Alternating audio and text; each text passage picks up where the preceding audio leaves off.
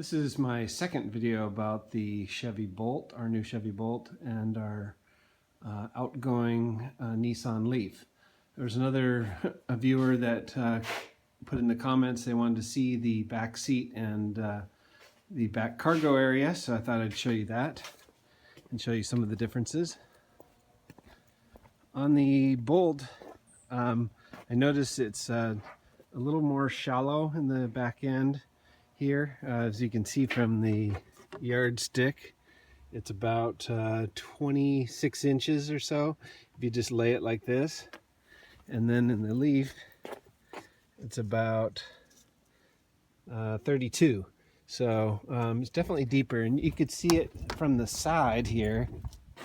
When you look at both these, it sticks out a little bit more on the Leaf in the background there. That accounts for probably the 10-inch, longer, vehicle length. Let's see. Let's fold these down here. I do like the headrests here. You notice they tilt back with this button. That means that you can fold down the seat, and then the headrest won't hit the front seats. So that's something. I actually took out the headrests on the Leaf because they used to bump there, and it was hard to easily carry the bike without taking those off. And so this is a nice feature. You notice it's not a level thing. They talk about in the brochure a level thing, but I think on the higher end model they have like a little platform here that goes across to give it a level cargo area. And so that's the fold down in the cargo department. Let's check the back seat. Fold this back up. It's a 60/40, as you can see. And you notice that the back floor here is flat. And I saw a video somewhere they were doing this for Uber and Lyft, so when you slide in you don't have to go over the transmission bump when you're getting in on the curb side of the car, and you can slide over 2 or 3 passengers. This back seat material almost looks like denim in a way. It's not, of course, but it's like a gray material. It just kind of reminds me of that. But this is again the low-end model. It doesn't have the USB ports in the back. I think I saw somewhere where they had USB ports right there. This LT model does not. Let's see what else. Other things to notice is the keys. Here's the Nissan Leaf key on the left, standard Nissan key, I think. And then this is the Bolt key. You can see they're much bigger, probably about 20%, I estimate. But I like small keys. Got enough stuff in the pockets. Just as soon have a smaller one. And on the right side, the Bolt key, you notice it has that circle button. That's to, if you hold that down for I think 4 seconds, it turns on the car and warms up the batteries for you, or cools them down if you're in a hot climate, I think. It's all in the manual, but that's to, I guess, prep the car and itself and the batteries, and I think the air conditioning or the heating in the car. So that's the keys.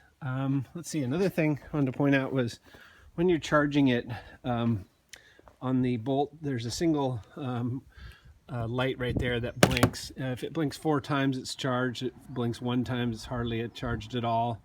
So it's a single light that you just count the number of blinks to determine at a glance how charged up you are. On the Leaf, you can see I guess ever since the beginning they have these 3 lights, and so it's a little easier to spot when you're fully charged, and they blink green on the last light that it's working on at the moment. Let's see. I got the keys. I got the back seat. I got the charging. I think I also wanted to mention the shift lever. Some people complain about that.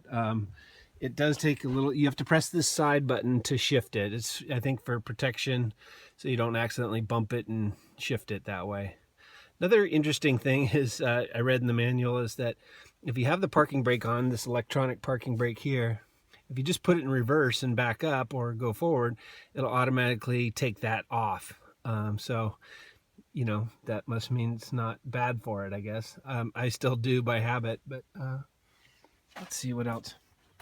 Oh, here's the other thing too.